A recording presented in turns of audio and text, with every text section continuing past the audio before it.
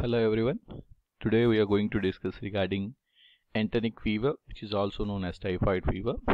In this discussion, we are going to learn about the introductory aspects of typhoid, etiology, pathogenesis, clinical features, and diagnosis of typhoid fever. So you all know the synonym of typhoid fever is nothing but an enteric fever. So Salmonella typhi or paratyphi are the most common bacteria which will cause us this typhoid fever. Mostly infects your intestine as well as the gastrointestinal tracts and develops fever. That's why we will call it as an enteric fever. It is a major cause of morbidity and mortality in underdeveloped countries, and it is a food and waterborne disease. Bacteria which causes so this typhoid fever is Salmonella typhi, which belongs to the family of Enterobacteriaceae, which is a gram-negative bacteria. Best grows at 37 degrees centigrade, and the most common route of transmission is fecal-oral route. And those close contacts of the individuals, close contact of the individuals who are very close to the patients of typhoid fever or carriers of typhoid fever will be at a great risk of developing typhoid fever, and those who consume Salmonella typhi or paratyphi contaminated food and water will be at a great risk, and flies and cockroaches will act as vectors which will carry the Salmonella typhi from one place to another place.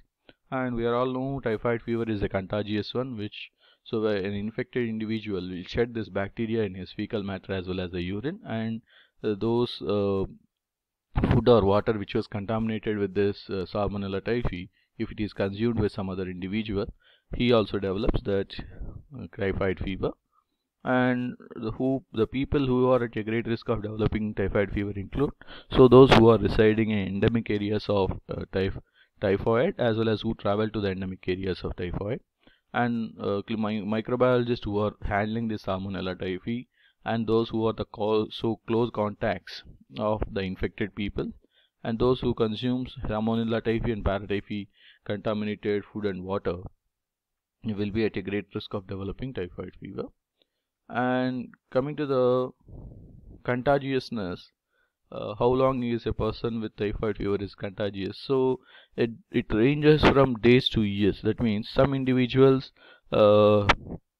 in some individuals the contagiousness or the incubation period will be there for a few days only, but in chronic carriers we will observe it for years together, and about 3 to 5% of the patients will become carriers of this bacteria after the acute illness. So even though they don't have any symptoms, but they will carry they will have that Salmonella typhi bacteria in their body, and they are asymptomatic, and they will shed so many number of those Salmonella typhi in their fecal matter as well as urine, and food and water which was contaminated with that Salmonella typhi, if it is consumed with some other individual, he will develop typhoid fever. And so very rarely we will observe that only 1% of that's are there with this typhoid fever. And coming to the progression of the disease, so if we properly treat the individual who is getting suffered from typhoid fever with appropriate antibiotic therapy, he will recover from the disease within 14 days. And 30% of the people who do not receive, however, 30% of the people who do not receive the therapy will die. The remaining 70% who are there, they will recover by themselves in the fourth stage of this typhoid fever. So there is a recovery period will be there, and 1% of the people will die. And so we are also observing multi-antibiotic resistant strains of bacteria which are becoming common worldwide, so which will increases the risk of the so that means which will increase the severity of the disease, and it will also increases the deaths. Coming to the pathophysiology, so we already said that the route of transmission is fecal-oral route of transmission. Whenever an individual consumes any food or water which was contaminated with this Salmonella typhi or paratyphi, the ingested bacilli will invade into the small intestinal mucosa, then which will be taken up by the macrophages, transported to the lymph nodes. There in the lymph nodes, so the bacteria will grow, so that means will multiply, and again comes back to the intestine, and in the intestine it will causes damage to the enterocytes as well as the Peyer's patches, so which results in the development of diarrhea.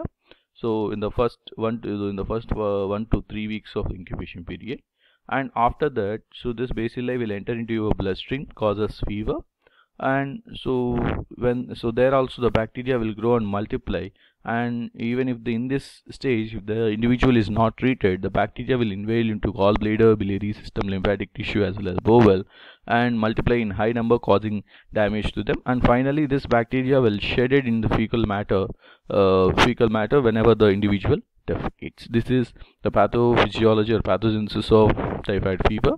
And so coming to the symptoms of this typhoid fever, the incubation period is 10 to 14 days. After this 10 to 14 days, the individual will develop most of the symptoms, and the individual will be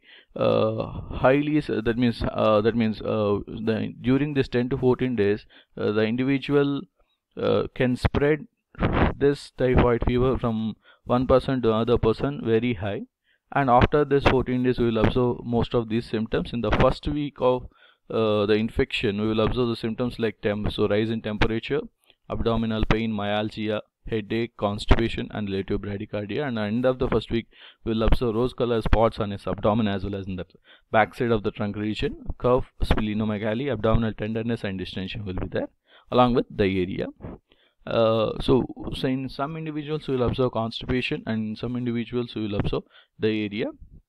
And in the second week, the symptoms which were observed in the first week will be there, but the severity will get increases. And at the end of the second week, we will observe a delirium delirium and complications such as coma and death will be observed if untreated. So in this picture we can see the rose color spots on the backside of the trunk region as well as in the abdominal region.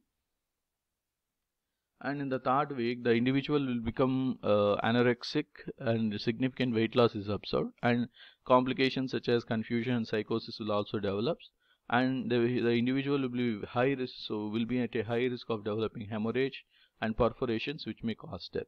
So if the individual survives even in this stage, so in the fourth stage he will get recovered. All the symptoms of recovery, whatever the symptoms which were observed in the previous stage, will be resolved, or the severity will get reduced in the fourth stage. So in most of the cases, 70% of the individual gets recovered in the third stage, so will get recovered, and 30% of the individual may be progressed to complications such as coma and death. So if you observe other complications that include perforations and in the intestinal tract, hemorrhage, as well as the infection will spread to bone and joints. We will also observe meningitis and cholecystitis, myocarditis and nephritis. And in chronic carriage related, persistent gallbladder carriage will also be observed. So wherever the bacteria will go and settle there in the gallbladder, and whenever it is getting multiplied there, so persistent gallbladder carriage will be observed. And diagnosis, most commonly used diagnostic test is nothing but Widal test. So even ELISA is also used to diagnose this typhoid fever. And we can also go with urine and stool culture. And so to prevent this typhoid fever, so we have to wash our hands, that means before food as well as whenever if you defecate. And so consumption of boiled water, and cleaning the fruits and vegetables, and proper cooking, and getting vaccinated, so by typhoid vaccine. So these are all the different preventive measures. Thank you.